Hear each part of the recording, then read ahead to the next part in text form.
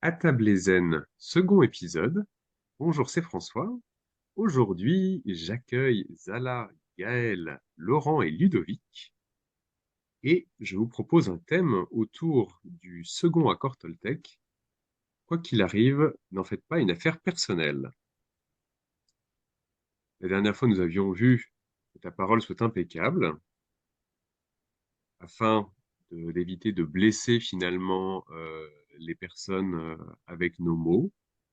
Et aujourd'hui, on est de l'autre côté à se dire, mais au fait, quand la personne peut, par exemple, porter une parole qui peut nous blesser, eh bien, comment est-ce qu'on peut finalement se libérer de ça, ne pas souffrir de ça? Le but reste le même, de se dire, bah, tiens, comment est-ce qu'on peut avoir de meilleures interactions entre nous et notamment bah, de passer un bon mois de décembre et des bonnes fêtes de fin d'année, là où il se peut que parmi les personnes qui nous écoutent, et puis ça a pu faire partie de ma vie aussi, eh bien, le décembre, ça peut vite être beaucoup de stress à vouloir, par exemple, tout bien faire et puis pas mal de tension. Voilà. Eh bien, alors, comment ça se passe pour vous, la préparation des fêtes et finalement, n'en faites pas une affaire personnelle. Est-ce que déjà vous êtes confronté à ça, à se dire, bah, tiens, il y a des choses qui peuvent être compliquées quand voilà, dans les interactions que vous avez les uns avec les autres. Alors, peut-être que je peux proposer à Ludovic de commencer, si je souhaite Ludovic. Yes, merci François, merci pour l'invitation. Euh, du coup, ouais, la question que tu as posée, c'est par rapport aux fêtes de fin d'année, est-ce que on a des soucis Ouais, c'est ça. Est-ce que avec justement le fait de faire des affaires est-ce que personnelles, d'être les sous autres te pression? disent, voilà, n'en faites pas une affaire personnelle? Est-ce que c'est un problème pour toi aujourd'hui ou est-ce que c'est peut-être que Ok, parmi les personnes que tu accompagnes, ça peut être problématique, les projections des croyances des autres sur eux? ouais. Alors, toi, tu me connais, je suis spécialisé dans le mindset, du coup, forcément, ça me parle bien. Mais ouais, concrètement, personnellement, non, ça ne m'impacte pas. Mais oui, effectivement, des personnes peuvent être affectées par ça, par le simple fait qu'en fait, on se rend pas compte à quel point, bah, quand une personne nous dit quelque chose, nous expose quelque chose, c'est toujours vis-à-vis de son point de vue, vis-à-vis de sa carte, vis-à-vis de ce qu'elle peut penser, de ce qu'elle peut croire. Et souvent, bah, quand on est de l'autre côté, en fait, on se fait des projections sur ce que la personne peut penser, sur ce que la personne peut dire de nous ou penser de nous, alors qu'en réalité, bah, en fait, on sait même pas de quel fait, de quelle perception, en fait, ça part. Donc, ouais, la seule chose que j'ai envie de dire par rapport à, en fait, pas une affaire personnelle, c'est que on a tous notre schéma, on a tous nos croyances, on a tous notre territoire, et qu'en fonction des situations qu'on a, on a différentes pensées, différentes émotions, et c'est propre à chacun, donc on peut pas projeter ce qu'on ne sait pas, en fait. Mm, mm. Ouais, effectivement, on a chacun une perception bah, très différente de la réalité. On a, alors, pour illustrer ça, souvent je partage le fait que chaque seconde qui passe, il y a entre 1 et 3 millions d'informations qui remontent à notre cerveau par voilà, nos yeux, nos oreilles, tous nos capteurs. Finalement, en conscience, on n'en a qu'une centaine. Et donc, la sélection qui va se faire par notre cerveau est très différente de celle qu'une autre personne va faire. Et Ouais. finalement, quand la personne va nous dire quelque chose, c'est qu'une projection de sa propre réalité, de ses propres croyances. Le, c'est cette série de podcasts, cette série d'émissions sur les accords Toltec, c'est pour aussi retravailler ses croyances parce que le fait on a des croyances qui peuvent nous faire souffrir, qui peuvent être compliquées et qui peuvent nous limiter. Et là, c'est le fait de prendre du recul par rapport à nos propres croyances, ça va vraiment nous aider notamment à vivre plus en paix. Peut-être Gaël pouvez nous partager comment ça se passe. Est-ce que pour vous, effectivement, ne pas en faire une affaire personnelle, ça peut être parfois compliqué ou c'est très compliqué parce que je prends tout de façon très personnelle parce que bah, après, je pense qu'il y a un problème de confiance en soi qui n'est pas réglé depuis quelques années, Mm. au moins. Je pense que voilà, le regard sur soi, bah, le fait d'avoir un mauvais regard sur soi, bah, on prend forcément les choses très à cœur quand on a une réflexion. Moi, par exemple, c'est quelque chose qui revient régulièrement. Enfin, maintenant, ça va mieux, mais depuis 20 ans, c'était beaucoup de réflexions sur mon poids, par exemple. D'accord. Et surtout, en plus, pour les fêtes de fin d'année, on aime bien manger. Donc, déjà en temps normal, il y a des réflexions qui sont faites sur ah, tu es sûr que tu vas vraiment reprendre ou est-ce que c'est bien sage de manger autant? Comment tu fais pour avoir encore faim? Ou bien, il va falloir y marcher après pour éliminer tout ça. Donc, déjà dans l'année, c'est quand même assez compliqué d'encaisser tout ça, sachant que j'ai toujours. Je sais qu'avec les fêtes, c'est quelque chose de pas mal parce que ça peut être dit sur le ton de la rigolade, ça peut être dit voilà, d'une façon assez légère, mais c'est quand même dit. Mm. Et du coup, on a beau, même si aujourd'hui, je pense que c'est un sujet, le poids, c'est un sujet qui fait que on essaie de démocratiser un petit peu tout ça, de moins juger les gens sur leur apparence, mais c'est encore le cas. Et dans la famille, c'est quelque chose qui est très compliqué à encaisser. Enfin, de mon point de vue à moi. Après, chacun fait comme il veut, mais Ouais. voilà. Ouais, comment naturellement, quand on dit n'en faites pas une affaire personnelle, bah, de fait, il y a des choses qui vous touchent dans ce que les autres disent. Et Mhm. voilà, cet accord Toltec-là, l'idée, c'est de prendre du recul par rapport à ça. Ouais, Et si justement, ça peut être un indicateur sur, bah, tiens, j'ai peut-être quelque chose à travailler. Pourquoi est-ce que ça me touche autant? Voilà, qu'est-ce que je peux faire? Là, j'avais vu une conférence de la personne qui a traduit en français les accords Toltec et qui fait un parallèle avec la chevalerie. Et oui, pour n'en faites pas une affaire personnelle, il donnait l'image du bouclier. ouais, Et donc, l'idée, c'est que bah, cet accord, hop, c'est comme si c'était le bouclier du chevalier. Maintenant, bah, si ça nous touche, c'est qu'il y a peut-être un trou dans le bouclier. Et comment est-ce qu'on va colmater ce trou? Quelles croyances on va pouvoir travailler pour se dire, bah, tiens, tiens, si ça me touche, c'est peut-être que voilà, ouais, je me sens pas à l'aise avec mon poids, peut-être que, mais et comment est-ce que je pourrais être, voilà, indépendamment du fait de perdre ou pas du poids, d'aller vers son patron ou pas, bah, comment est-ce que je pourrais être plus à l'aise pour que ça me passe au-dessus et voilà, et ne plus souffrir de ça. oui. Voilà, est-ce que vous voulez partager sur le sujet? Comment? Je proposais de passer la parole à Zala. Ok. Et donc, merci pour l'invitation. Il y a beaucoup de choses à dire sur le sujet. Mhm. Surtout que moi, j'ai vécu différentes mutations, et bah, notamment grâce à l'aide de François, donc hypnothérapeute, impulseur de talent, comme vous savez. Déjà, je voudrais vous dire que ces dernières semaines, j'ai réalisé un truc terrible, enfin terrible, magnifique mais terrible, c'est que je ne suis plus en colère Waouh, ah oui, contre personne.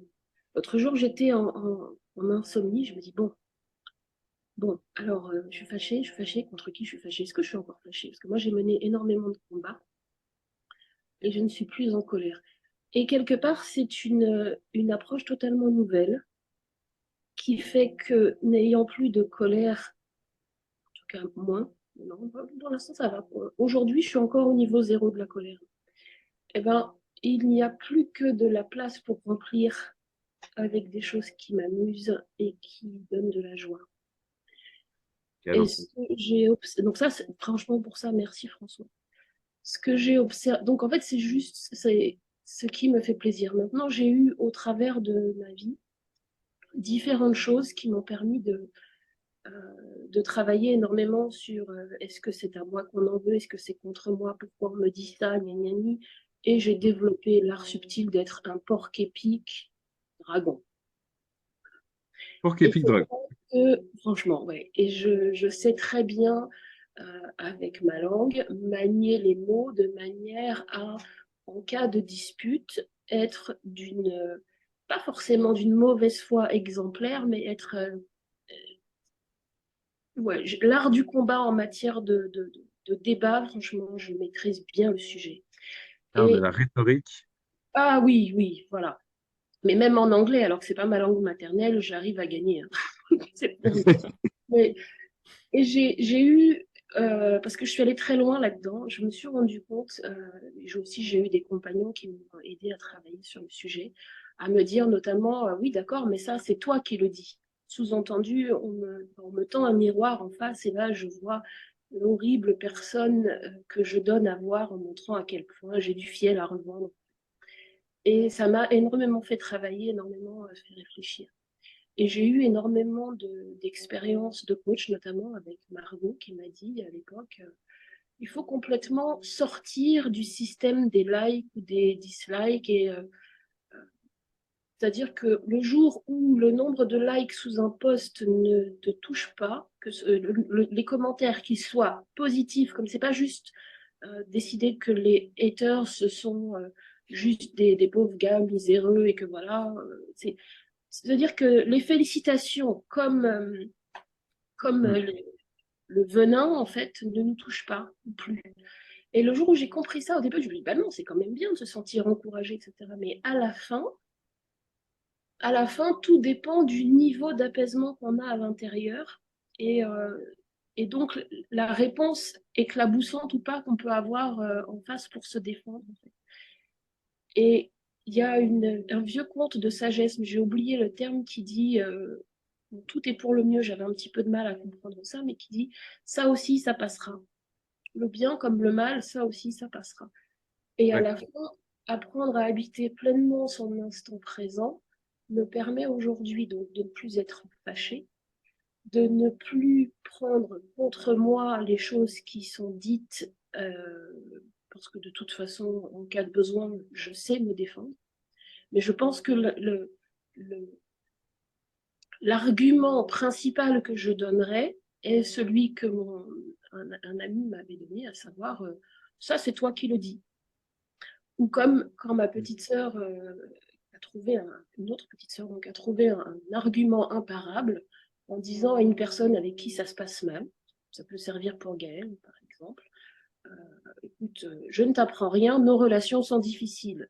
Sous-entendu, va regarder dans ta bouche et dans ta tête ce qui fait que tu as envie de masticoter. Tu vois, il y a une histoire comme ça. C'est pas méchant, c'est pas une. Tu vois, c'est je ne t'apprends rien. Convenons-en, nos relations sont difficiles. Voilà. Donc ça, c'est quelque chose qui m'a beaucoup aidé à m'apaiser, mais également aussi aller interroger dans le fond du fond du fond, en raclant bien euh, mes motivations, le pourquoi, le comment, le pour qui, et est-ce que j'ai vraiment envie et qu'est-ce qui me donne envie d'avancer. Et la réponse que j'ai aujourd'hui dans ma phase de pacification absolue, j'espère que ça va durer, mais peut-être je vais m'ennuyer en fait, vous y pensez. Ouais, Euh, non. je On va réalise y que, travailler, mais j'ai un doute là-dessus que vous on ennuyez. verra, je réalise que peu importe si j'ai écrit des best-sellers, peu importe si je fais des potions magnifiques et des tableaux magnifiques, parce que c'est vrai, mais ce qui compte, c'est plutôt l'instant et la joie que ça me donne au quotidien, en fait. Et j'avais beaucoup de mal à l'époque aussi d'entendre que finalement les vraies motivations pérennes dans la vie, les facteurs de joie pérennes dans la vie, c'était de contribuer. Je n'étais pas du tout d'accord avec ça. Être au service, être serviable, donc corvéable potentiellement, avec tout ce que ça supposait d'oubli de soi, etc. Avant, pour moi, c'était absolument impensable. Aujourd'hui, c'est un kiff absolu tous les jours, contribuer. Le Et bonheur est sur le chemin, ouais. voilà, c'est ça. Et d'utiliser la joie du quotidien pour contribuer me donne suffisamment de joie pour qu'il y ait le détachement, en fait. Mm. Donc aujourd'hui, je travaille pour faire une cantine expérimentale solidaire. Les gens me disent, oh là là, j'adore ta cuisine, c'est bien. J'aime pas ta cuisine, c'est bien, en fait. C'est-à-dire que ça n'est pas ça, en général, ils aiment ma cuisine, mais ce que je veux dire, c'est que ça n'est pas ça qui va donner mon estime personnelle, en fait. Mon estime personnelle ne se mesure qu'à la quantité de joie ressentie tous les jours au quotidien. Donc, que je plaise ou pas, peu importe, puisque moi, je m'amuse, en fait. Et ça, c'est grâce à l'aide de François j'arrive à vivre ça. Et je me dis, mais, ok, bon, bah, aujourd'hui, je ne suis plus fâchée. Et en cas de besoin, j'ai toujours l'outil donc de dire, je ne vous apprends rien, nos relations sont difficiles, ou bien on est plusieurs milliards, on ne peut pas plaire à tout le monde. Bon, d'autres outils du genre, ou bien c'est toi qui le dis. C'est-à-dire, regarde, mais à la fin, moi, je sais que j'ai suffisamment au quotidien d'interactions pétillantes avec ma joie pour que ça me nourrisse, en fait. Donc, je Ouais. ne suis pas fâchée. Alors, concernant l'histoire des fêtes, ben, en ce qui- pour moi, il n'y a pas de stress, mais je vais organiser un repas solidaire pour le 24 décembre. Mais il n'y a pas de gloire à en tirer puisque c'est juste une joie au quotidien de contribuer. C'est allumer des petites étincelles d'interaction pétillante et puis que ce soit moi ou quelqu'un d'autre, l'important c'est que la joie soit là. Voilà. Mm.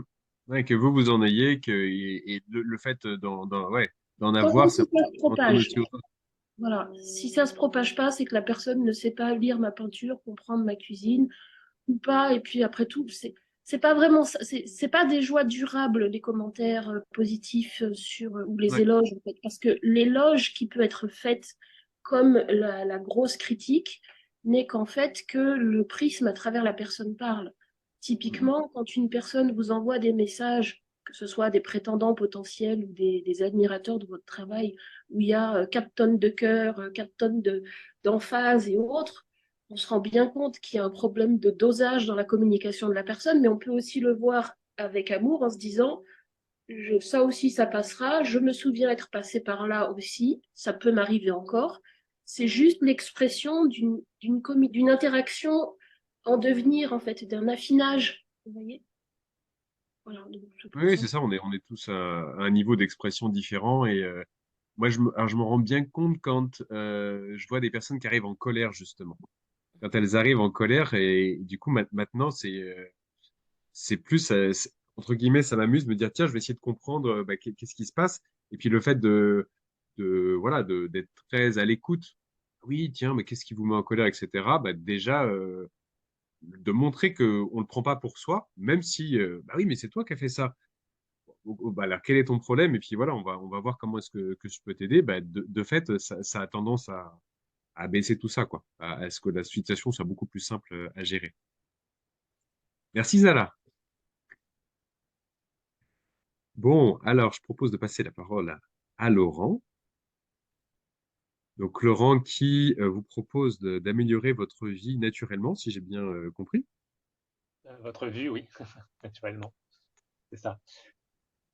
Donc, j'aide les gens, oui, à améliorer leur vue avec une méthode naturelle. Voilà. Et donc, là, toi, le fait de se dire, ben, quoi qu'il arrive, n'en faites pas une affaire personnelle, comment est-ce que ça fait écho dans ton histoire? Euh, c'est vrai que ça m'est arrivé de parfois réagir un peu vivement ou de m'emporter quand on me parlait de choses qui pouvaient me toucher. Mais bon, heureusement, c'est de moins en moins. Et en fait, quand il y a une émotion qui remonte comme ça, souvent, bah, j'essaye de réfléchir ce que ça peut, à quoi ça peut renvoyer en moi. Et puis, voilà, comme disait Zala, d'essayer de trouver un espèce de détachement pour en fait se rendre compte que c'est pas quelque chose d'important, puisque c'est vraiment quelque chose qui est propre à la personne qui parle. Et c'est son univers qui essaie de projeter sur nous. Voilà un petit peu ma compréhension des choses. Ok, merci. Alors, pour la suite, ouais, je t'invite à te rapprocher du micro, comme ça on t'entendra mieux. Et donc, alors, comme comme pour le premier épisode, je mettrai en commentaire du podcast des liens pour que vous puissiez retrouver les participants quand ils ont des actualités, des activités. Et donc pour Laurent, je vous laisserai regarder, mais sur ses posts notamment, en ce moment, il communique beaucoup autour du fait que bah, peut-être que on peut se passer des orthèses que je porte, des lunettes donc. On peut vivre sans lunettes, par exemple.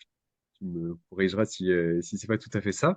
Et, euh, et donc, pour vous illustrer, finalement, quoi qu'il arrive, n'en faites pas une affaire personnelle. Eh bien, ben, croyez-moi, Laurent n'a pas de lunettes. Et donc, on vous propose une petite scénette.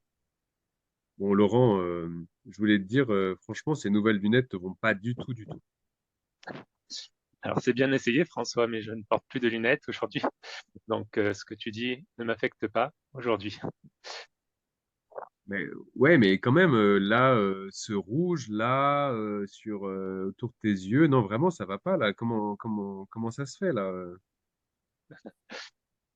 Euh, eh bien, c'est toi si tu n'aimes pas le rouge, c'est ton problème, François. Mais moi, ces lunettes me plaisent comme ça. Ah, donc finalement, tu as des lunettes. Oui. Ok. Voilà, c'est des lunettes de soleil. Ok. Et, euh, et donc, ce qu'on souhaite illustrer par ça, c'est que finalement, euh, si vous vous dites que ce que dit la personne finalement vrai que pour elle, euh, on peut plus facilement aller se dire, bah, tiens, qu'est-ce qui vous amène à penser ça? Qu'est-ce qui vous amène à penser que mes lunettes sont moches alors que de fait, j'en ai pas? C'est quelque part quelque chose dans votre tête. Ça permet de mieux comprendre, tiens, ben oui, ce que dit la personne, ça vient surtout bah, de son vécu, des émotions qu'elle a vécues, qui va avoir ancré dans son cerveau bah, une manière de réagir. Et ensuite, bah, par exemple, le fait bah, de se détacher de ce qu'elle dit d'une part, mais aussi de se dire, bah, tiens, bah, je sens que vous êtes, par exemple, en colère, par exemple, voilà, dans telle ou telle dimension. Qu'est-ce que je peux faire pour vous aider? Ça peut aller créer plus de liens entre les personnes, entre vous et l'autre personne, plutôt que bah, voilà, de se laisser affecter. Ah, il m'aime pas, ah, il me rejette, et puis et ce qu'il dit est forcément vrai. Alors que ce n'est vrai que pour elle, et toutes nos vérités sont amenées à se transformer. Eh bien, voilà. Ah, j'en ai placé un quand même. J'avais comme challenge de ne pas mettre trop de voilà dans cet enregistrement. Ça va, t'en as fait qu'un. Ouais, merci. Merci, merci. Euh, alors, qu'est-ce que je peux rajouter? Oui, alors, donc, pour, merci Gaël pour votre participation. Donc, Gaël qui bah, se prépare à, à vous faire découvrir l'île autrement. Mm, Donc, tout voilà, à fait. voilà, elle est en préparation de différents tours pour vraiment pouvoir découvrir cette belle ville du Nord des Flandres autrement. Et puis, je pense on a fait le tour pour ce sujet-là. Donc, le prochain épisode sera sur le troisième accord. Et donc, on va découvrir à nouveau une nouvelle dimension sur bah, c'est tout ce jeu de croyances qui vont nous aider finalement euh, à, à mieux vivre.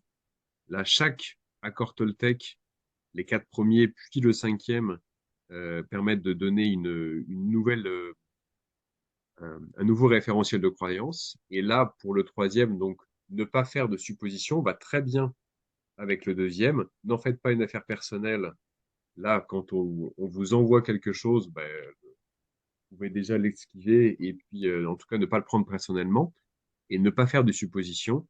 Ça va être très complémentaire. Comment est-ce que on va éviter de faire de la lecture de pensée, de se dire, ah tiens, s'il dit ça, c'est sans doute il y a autre chose derrière.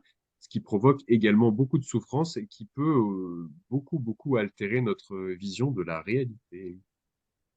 Voilà, alors je ne sais pas si vous avez un petit mot de la fin à ajouter. À ce moment-là, je vous invite à lever la main. Zala, ok. Alors juste, je ne sais pas si ça peut aider les uns ou les autres, mais à une époque, j'ai fait pas mal de jeux de rôle grandeur nature.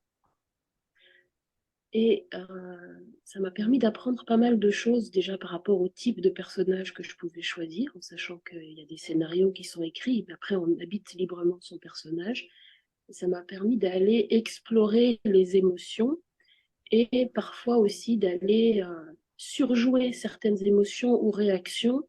Et comme c'était pour de faux, je m'en suis donné à cœur joie et ça m'a permis d'expérimenter vraiment le truc un peu jusqu'au bout, jusqu'au burlesque finalement. Hmm.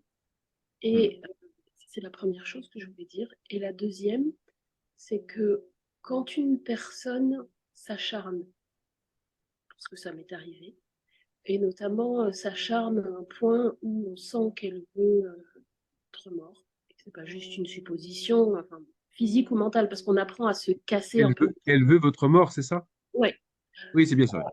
Qu'elle s'acharne enfin, jusqu'à vous détruire physiquement ou moralement. Moi, je l'ai vécu. Mais sentir qu'il y a des gens comme ça qui... En fait, c'est simple. En regardant certaines personnes agir, on voit directement, dans certains abus et certains éclats, on arrive un peu à voir en cartographie comme un négatif inversé, là, comme les photos. On arrive à voir une image qui se dessine d'un être de souffrance ou autre. Mais ce que je voulais dire, c'est que quand une personne, Gaëlle, te dit ah, t'as grossi, ah, si, ah, ça, etc., parfois juste lui demander ah, mais tu dis ça, d'accord, mais pourquoi tu dis ça? Jusqu'à l'interroger pour qu'elle se rende compte d'elle-même qu'elle va trop loin et que finalement, c'est son être d'excès qui parle. Hmm. C'est-à-dire lui donner la possibilité de réaliser qu'il y a un problème de dosage dans sa façon d'exprimer le truc, en fait. Euh, Tu vois, tu peux le faire comme un jeu de rôle en disant, tiens, sans sentir que ah, la personne ne t'aime pas, essayer de lui laisser, tu sais, tu lui laisses l'autoroute, en fait. Et tu lui dis, vas-y, mets-toi en excès de vitesse, montre-moi jusqu'où tu peux aller. Et à la fin, tu dis, ah, d'accord. Et puis c'est tout, en fait. Et tu vois, quelque part, la personne, elle se rend bien compte qu'elle